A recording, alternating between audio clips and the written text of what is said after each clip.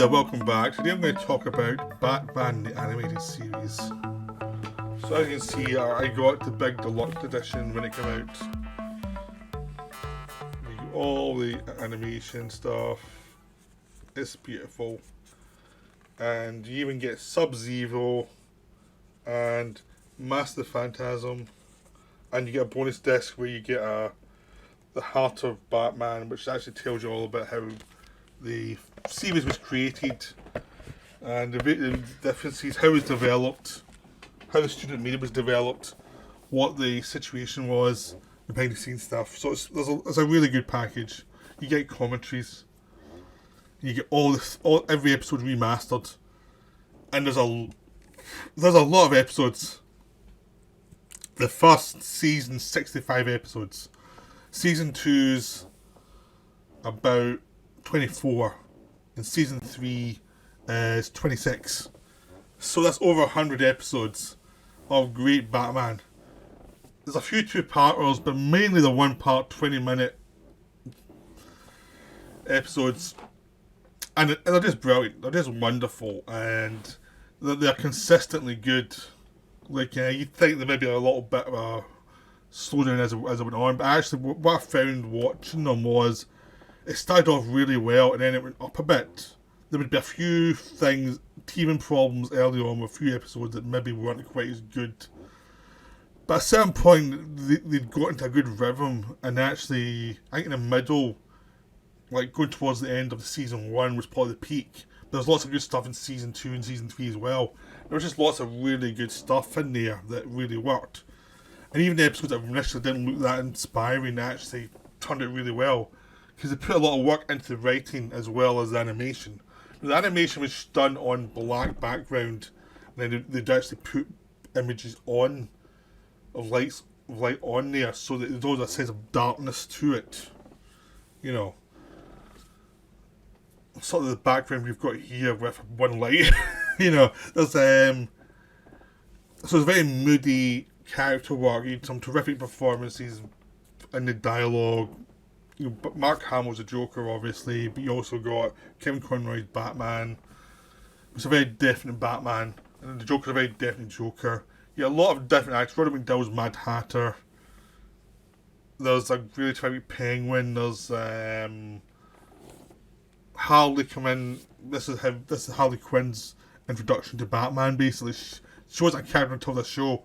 They invented Harley Quinn as a sidekick to the Joker, and then they realised, oh, this character's actually interesting. We can do a lot more with her. And they brought out characters that had been a joke, like Mr. Freeze, and made him a proper character in this show. That meant that the actual Batman films brought them in. I mean, the reason why Poison Ivy and Mr. Freeze were villains in Batman and Robin and done really badly is because it was so well done in this show. And they thought, we can do that. And it was like, no, you can't. I mean, there's a bit at the end of one of the final episodes where there was a joke with Joel Schumacher. But the funny thing is, if you look at Batman and Robin and Batman Forever, they were very inspired by this. The production design of this kind of 40s feel with modern stuff was very inspired by this. I mean, the show started after Tim Burton's first Batman film when they wanted a Batman series. So they didn't even do a score for the beginning of the show. Then Shirley Walker, who'd worked with John Carpenter, did the orchestral tours for every show after that. But there was inspiration of Tim Burton's darkness of the Batman, but they weren't going to do a literal transportation of the film. Like, their Batman's not like Michael Keaton. Their Joker's not like Jack Nicholson. Their background's not that gothic. It's Art Deco around gothic, but it's still dark. It means you can go more fantastical and do their own thing. So it's a perfect thing of, hey, that film did a lot of good stuff that we can do, but let's not do it entirely like that, because that'd limit us. I mean, the Batmobile in this one feels inspired by the Batmobile in the Burton film, but it's not an exact match. The Batplane is very similar to the Burton film. You know, there's Batboats that they would add later on, but that came from like the comics. But so I mean, there was a healthy thing of the Burton film influenced them, and then they moved on to their own thing. And they in fact influenced the the Schumacher films. You know, not in a good way, but it influenced them. But the show was beautiful because it's so many good characters. Again, Poison Ivy was a character. Now after this show, she became a main Batman villain because it was like this show showed, oh, this character has a lot of depth and there's a lot of details that you can do. They did Two-Face really well. He became much more of a tragic hero, tragic villain thing where we're basically excited out as this heroic character. There's still part of him that's there, but there's also the other part that's the villainous, psychopathic Two-Face. So both of them are there existing, so there's always a tension there, which is always interesting. That's an interesting part of the character. So they got that perfect. The fact that Joker is just chaos, he would do anything for a laugh, is just great. And Mark Hamill really knows that. He really goes for it. So the thing about the show is a lot of the time the main character is the villain and Batman's the supporting character. And sometimes he's the main character and the villain's the supporting. Depends what the story is, depends what they're trying to get across. Like there's whole episodes where Batman's just like a figure in the background that interacts with him. You get his side of the story, but the real part of the story really is what the villains want. There's Baby Doll, who's this ex-TV show star who has a growing difficulty, so she looks like a young child. And after the show ended, she couldn't make a career and she went mad. And those stories, Batman's in the background, while she's in the foreground. And it's all, even though she's a monster, there's sympathy for her. Killer Croc's an irredeemable monster, but you still get sympathy because he looks so horrible and he's basically been made a monster by life. Even though he does horrible things, he's a total crook. Clayface becomes very sympathetic, even though he's irredeemable. So the villains are villains.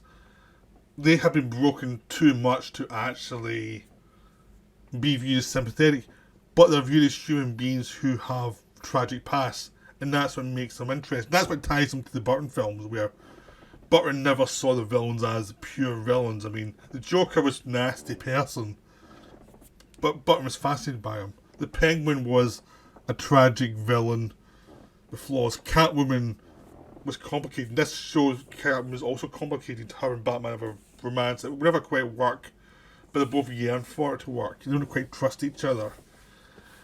And Batman himself is a character who is paranoid about a lot of stuff. He is wounded. He does find it difficult to trust people, you know. And this is the show that actually started the joke of how paranoid Batman can be and how funny it can be to have other people comment how paranoid Batman is, how he's at plans within plans, but it's funny how straight-laced he is, and they find humour in that, like Let Go of My Cape or things like that, where they went on to the Justice League show where Batman's a straight man for almost every other character because he's so paranoid and so focused on his mission. That this was because it was the same team that went on to Justice League from this, so they understood the character and they knew how they could play with him a lot more.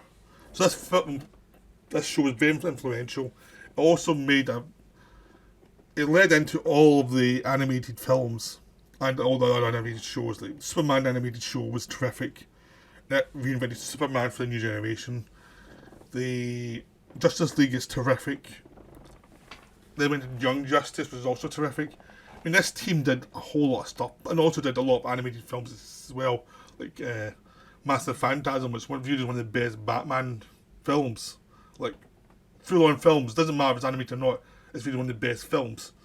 Because it is a very simple story, told very carefully, all about how Batman is, he's never going to find a mate, he's never going to be happy, he's trapped, you know, ultimately, and people around him are also trapped by crime and by life. And this show shows all the characters, even like the mob bosses, how they fail, how they are irredeemable, and how there's not much can be done with them, but they have become institutions of malice that they have to be defeated constantly because they are very, very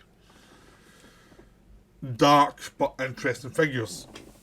he gets a lot of Batman's allies. Batgirl's brought in and just done properly, which is hard to do because Batgirl can be silly. Robin's done properly, and he can also be silly, but they do it right with him. And of two Robins, I've got the Dick Grayson who becomes Nightwing, and then you've also got the Tim Drake character. They've got a Jason Todd character during his run, who's the most interesting Robin, but they get to him in animated films later on.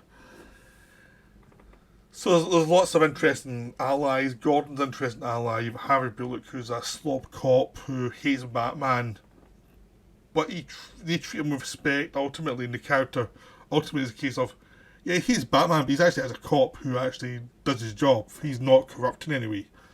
I mean, maybe a couple of minor infractions of the rules to get somebody, but he's not really. He's out for the side of good. So, I mean, it's a very simple show because Batman won't take place in the real world ever. No matter what the extreme Batman fans might think. I mean, it's not like Christopher Nolan films or something. It's like, he's a vigilante, he's crazy, would never work in the real world, he's a fantasy figure. And this film, and this show knows that, and allows and just explores a character within this fantastical world, where you can have something like Man-Bat or Mr. Freeze, along with a more realistic, tragic characters film sometimes, so you can switch between more outlandish, with people with secret bases like Bondi and villain bases, then with one that's just set in his back streets of Gotham and it's very quiet. And there's other ones where someone's trying to blow up part of Gotham for real estate deals. And then there's like mad computers and other ones. There's a whole host of stuff, and they're all done in that Art Deco style. And they look beautiful. They just look really beautiful, and it's just a world that you want to keep watching. That's why they always come back to the Batman animated show. People, because they always know that they know Batman and they know how to make the worlds work.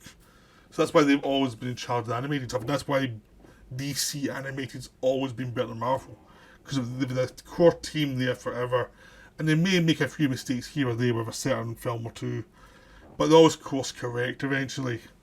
So it's always like, and always look towards the comics for the good stories and adapt them and ignore the bad ones. So there's always, so that these people have kept Batman interested and created a lot of stuff that can be mined through other mediums afterwards. So it's a terrific show, and it's a beautiful show. It's one of those things that's, in some ways, it's hard to talk about because everything's perfect. It's kind of like one of those, I'm trying to talk about a perfect film where it's like everything's so good, everything works, that even the weaker episodes that you say, oh, that's not as good as some of the best ones, hey, you still watch them. You still enjoy watching them. Even the weak episodes, you still enjoy watching them. Because there's so much good stuff. Over 100 episodes, and there are very few stinkers there. And even the stinkers I like, so it's not like...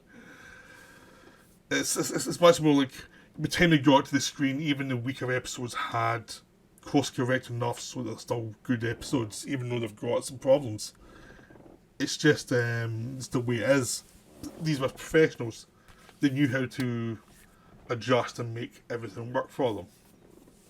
So I'm not going to go any further with Batman. I mean, so just go watch it. You're going to have a great time.